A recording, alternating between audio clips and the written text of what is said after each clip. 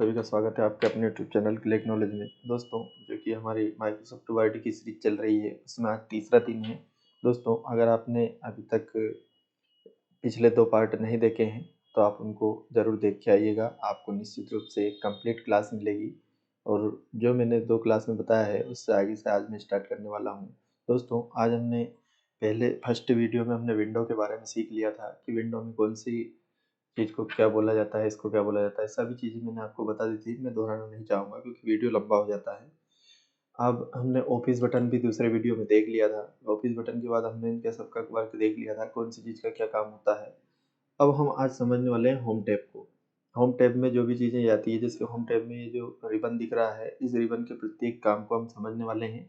अगर वीडियो लंबा नहीं हुआ तो हम पूरा कंप्लीट कर लेंगे, अदरवाइज़ हम अधूरा रखेंगे और अगले दिन फिर कंप्लीट करेंगे, क्योंकि लंबा वीडियो हो जाता है तो स्टूडेंट को देखने में और समझने में दिक्कत आती है, क्योंकि आपको भी रिवीजन करना होता है, जब जाकर ही आप सीख पाएँगे। तो ये आप ध्यान रखें इस बात का कि आपको रिवीजन भी घर पे करना होता है।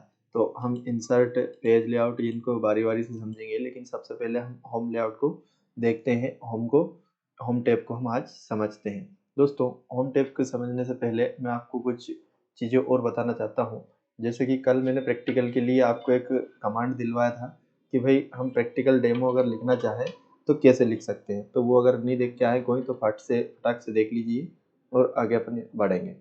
ये जैसे कि मैंने रैंडम कमांड के द्वारा आपको एक ब्रैकेट लाके और इस ब्रैकेट में जैसे 10 लिखूंगा तो 10 पैराग्राफ आ जाएंगे और कितने सेंटेंस वाले चाहिए, 2 वाले या 3 वाले, तो उस हिसाब से यहाँ पे लिखना है। इक्वल का साइन लगाना है, RAND लिखना है, ब्रैकेट को बंद करना है और उसमें जितने पैराग्राफ चाहिए वो और कॉमा लगाकर जितने सेंटेंस का चाहिए वो लिखना है और ब्रैकेट बंद करना है। जैसे इंटर करेंगे तो माइक्रोसॉफ्ट वर्ड के सभी इसमें प्रोग्राम में ये दिया हुआ है कि आपके सामने जो डेमो क्लास के लिए आपको प्रैक्टिकल करना है वो पैराग्राफ लिखकर आ जाएगा। थोड़ा जल्दी हो रहा है लेकिन आप इसको आराम से भी देख सकते हैं। वीडियो को मैं इंटर करूंगा और ये 10 पैराग्राफ मेरे सामने आ चुके हैं। इन 10 पैराग्राफ पे मैं आपको कुछ डेमो करके बताऊंगा जिससे आपको समझ में आएगा।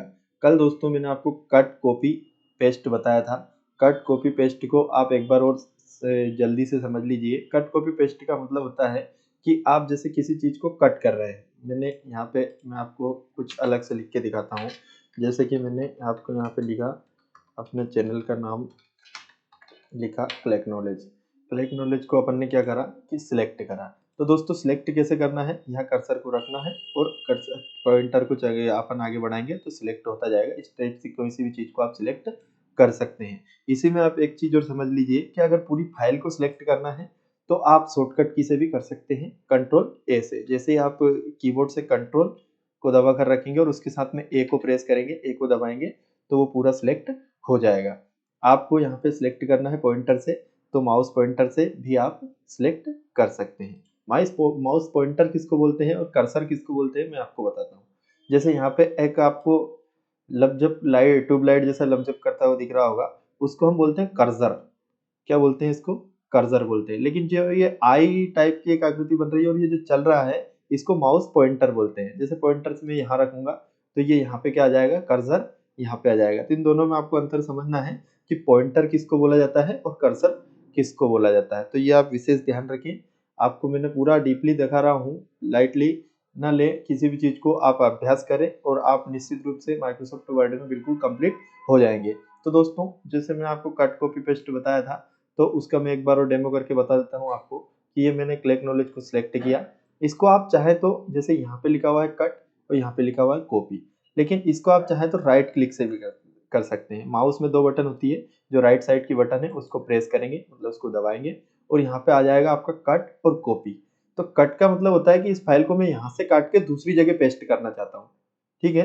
और कॉपी का मतलब होता है इस फाइल को मैं यहाँ भी रखना चाहता हूँ और दूसरी जगह भी पेस्ट करना चाहता हूँ। तो जैसे कि राइट क्लिक किया और कॉपी किया तो ये यहाँ भी रह गया और मेरे को इसको यहाँ पे लाना है तो मैं यहाँ इसको क्या करूँगा, राइट बटन प्रेस करूँगा और पेस्ट करूँगा तो वो यहाँ पर भी आ जाएगा और यहाँ पर भी लिखा रहेगा। लेकिन कट का मतलब क्या होता है कि मैं इसको सिलेक्ट किया, राइट बटन प्रेस किया और कट किया तो ये यहाँ से चला जाएगा दूसरी जगह। जैसे मेरे को यहाँ पे पेस्ट करना है तो यहाँ राइट बटन क्लिक करूंगा और पेस्ट करूंगा। अब आप या तो राइट बटन से भी इसका उपयोग कर सकते हैं या यहाँ पे जो कट कॉपी पेस्ट लिया हुआ है यहाँ भी कर सकते हैं। तो ऐसा जरूरी नहीं है कि आप इसको एक बार कट करेंगे या एक बार कॉपी करेंगे तो ये एक ही बार पेस्ट होगा। आप इसको जैसे कि मैंने राइट बटन क्लिक किया और कट या कॉपी कुछ भी किया, तो मैं इसको कितनी ही बार पेस्ट कर सकता हूँ जब तक कि मैं दूसरी कमांड का उपयोग नहीं करूँगा। जैसे कि मैंने इसको राइट बटन पेस्ट किया, फिर इसको मैंने पेस्ट किया, फिर इसको पेस्ट किया, ऐसे में कितनी बार पेस्ट कर सकता हूँ। दूसरा दोस्तों, आप इनकी अगर शॉर्टकट की समझना चाहते हैं तो शॉर्टकट की भी आप इनकी समझ सकते हैं। जैसे कि मैंने कंट्रोल ए से आपको बताया, कंट्रोल ए से आपको पूरा सिलेक्ट कर सकते हैं।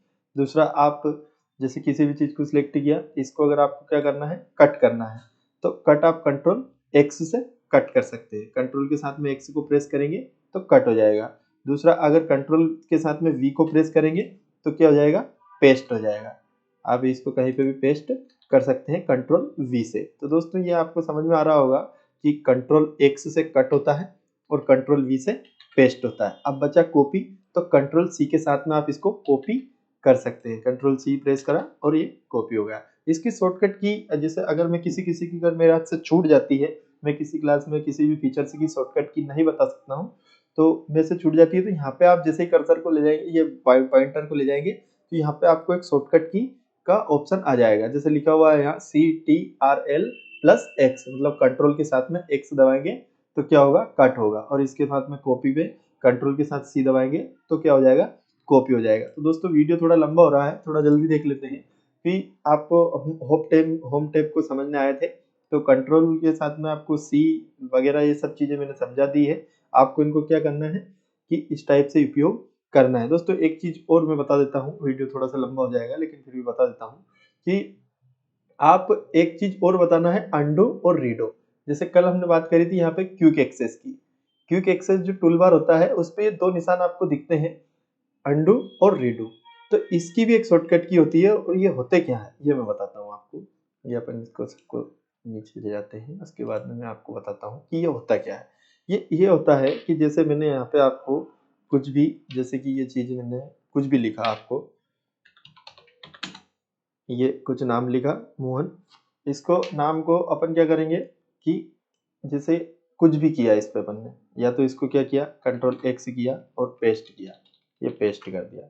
तो इस प्रोसेस को अगर मेरे को हटाना है तो मैं क्या करूंगा कि इसको अंडू और रीडू कर सकता हूँ। मतलब इसको वापस करना है तो मैं क्या करूंगा, कंट्रोल जेड करूंगा। तो कंट्रोल जेड से मैंने जो लास्ट में जो काम किया है वो हटता जाएगा। कंट्रोल के साथ में जेड दबाएंगे तो ये हटता जाएगा।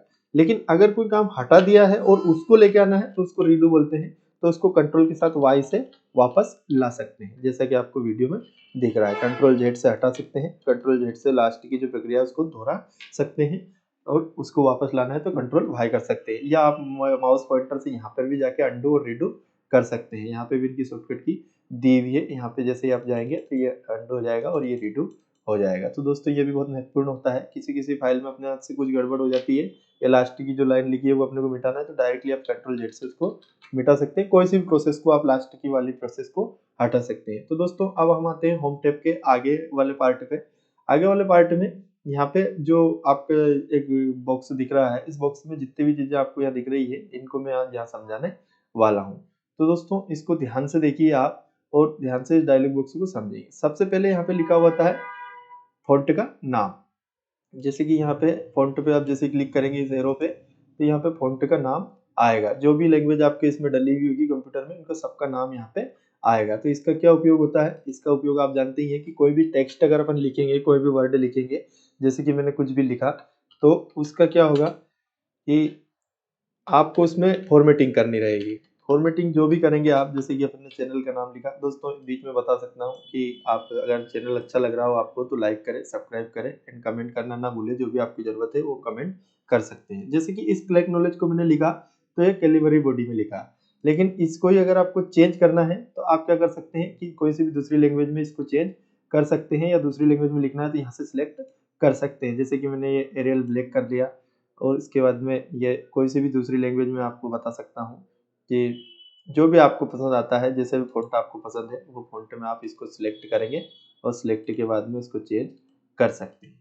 तो ये एक फॉर्मेटिंग आपकी हो जाएगी कि यहाँ से आप क्या कर सकते हैं, फ़ॉन्ट को चेंज कर सकते हैं। यहाँ पे हिंदी के भी फ़ॉन्ट डले हुए होते हैं, तो ये हिंदी के फ़ॉन्ट भी आप यहाँ से चेंज कर सकते हैं। कैसे कर सकते हैं कि जिसको आपको पहले से लिखा है उसको चेंज करना है तो पहले सिलेक्ट करेंगे, सिलेक्ट करने के बाद में यहाँ से चेंज करेंगे। लेकिन अगर यदि आगे लिखना है तो आगे आप पहले सिलेक्ट करेंगे और उसके बाद कुछ भी लिखेंगे। ये आपको ध्यान रखना है। पहले से बनी हुई फाइल में चेंज करना है तो पहले सिलेक्ट करना है, जिस हिस्से को चेंज करना है पूरा करना है तो कंट्रोल ए के साथ में पूरा चेंज आप कर सकते हैं। अगला है दोस्तों साइज। यहाँ पे फॉन्ट की साइज है, यहाँ पे फॉन्ट को सिलेक्ट करना है। यहाँ से आप क्या कर सकते हैं, फॉन्ट की साइज कर सकते हैं। जैसे पहले से जो लिखा हुआ है उस पर अगर मैं वर्क करके दिखाता हूँ तो यहाँ पे 11 सिलेक्ट है, पहले से 12, ये आगे आप कितना भी बढ़ा सकते हैं। यहाँ पे 72 तक बढ़ा हुआ है, उसके बाद का भी मैं आपको बताऊंगा। जैसे मैंने आपको यहाँ पे 48 कर दिया। 48 के बाद अगर आपको करना है तो यहाँ पे आप डायरेक्ट लिख भी सकते हैं। जैसे 48 वाली साइज आपको दिख रही होगी, लेकिन मेरे को आपको यहाँ पे 110 करना है तो मैं 110 प्रेस करूंगा और एंटर करूंगा तो ये क्या हो जाएगा, 110 की साइज हो जाएगी। तो दोस्तों ये भी आप यहाँ से सीख सकते हैं। उसके बाद में आता है अपना, जैसे यहाँ पे एक कैपिटल ए और छोटा कैपिटल ए दिख रहा है यहाँ पे श्रिंक का ऑप्शन है। तो इससे आप क्या कर सकते हैं, इससे डायरेक्ट घटा बढ़ा भी सकते हैं। जैसे सिलेक्ट किया और इस पे क्लिक करेंगे तो ये धीरे धीरे फॉन्ट साइज बढ़ जाएगी और दूसरे वाले पे क्लिक करेंगे तो ये घट जाएगी। इस टाइप से आप शॉर्टकट यहाँ से भी कर सकते हैं। अगला है दोस्तों, यहाँ किसी भी चीज पर मैं काम करके मैं बताता हूँ आपको। जैसे कि बोल्ड, ये बी का मतलब होता है बोल्ड। इसको आपको गहरा करना है, ज्यादा बड़ा करना है तो आप इसको बड़ा कर सकते हैं बी के माध्यम से, और हटाना है तो हटा भी सकते हैं। ये है इटैलिक, आई का मतलब होता है इटैलिक। इसको अपन आई पे क्लिक करेंगे तो थोड़े तिरछे हो जाएंगे अक्षर, और जैसे ही अपन इसको हटाएंगे तो फिर से सीधे हो जाएंगे। दूसरा है अंडरलाइन। अंडरलाइन पे एक वीडियो अलग से बनेगा, एक क्लास अलग से होगी, लेकिन मैं नॉर्मली बता देता हूँ कि अंडरलाइन पे जैसे क्लिक करेंगे तो नीचे अंडरलाइन आ जाएगी। इस अंडरलाइन को आप यहाँ से एरो से चेंज भी कर सकते हैं, जैसे डॉट वाला है वगैरह सब चीजें दी हुई है। यहाँ से आप किसी भी टाइप की अंडरलाइन लगा सकते हैं, डबल लाइन लगाना है डबल लाइन लगा सकते हैं, कैसी भी लगा सकते हैं। लेकिन इस पे एक वीडियो में आपको अलग से बनाऊंगा। मोर अंडरलाइन पे, मोर अंडरलाइन का एक डायलॉग बॉक्स होता है, इसको आप प्रैक्टिकली देखना। जैसे आप इसको देखेंगे और अगर आपको कुछ समझ में नहीं आता है इसमें से, तो आप जो पूरा वीडियो बनेगा उसमें से मैं आपको पूरी बारीकी से समझा दूंगा, तो पूरा अंडरलाइन लगाना आप सीख जाएंगे। उसके बाद आता है अपना ये अगला ऑप्शन स्टिक का। स्टिक का जैसे कोई सी चीज को अपने को, मैं पहले अंडरलाइन हटा देता हूँ। किसी चीज को अगर मान लो कोई डॉक्यूमेंट चेक कर रहा है, कुछ में कुछ गलत है या किसी को अपने को इसको काटना है, जैसे अपन कॉपी में डायरेक्टली पेन से कट कर देते हैं, लेकिन यहाँ पे अगर काटना है तो यहाँ पे एक ऑप्शन लिखा हुआ है एबीसी का, स्ट्राइक थ्रू का। स्ट्राइक थ्रू से आप यहाँ पे डायरेक्टली किसी भी शब्द को काट सकते हैं। तो दोस्तों ये चीजें कुछ थी, इसके बाद में मैं कल आपको और भी आगे बताऊंगा। लेकिन ये यहाँ पे जैसे कि किसी भी टेक्स्ट का अगर कलर चेंज करना है तो ये सब चीजें आगे मैं आपको बताने वाला हूँ। तो ये आप कल देखिएगा, क्योंकि वीडियो काफी लंबा हो जाएगा, इसलिए आप इस चैनल को सब्सक्राइब कर लीजिए और पूरी क्लास एंड तक देखिए। आप माइक्रोसॉफ्ट एंड के, जैसे माइक्रोसॉफ्ट वर्ड की क्लास खत्म होगी, आप एंड तक बिल्कुल माइक्रोसॉफ्ट वर्ड के राजा बन जाएंगे। तो दोस्तों अगर आपको कुछ पसंद आ रहा हो तो आप इसको लाइक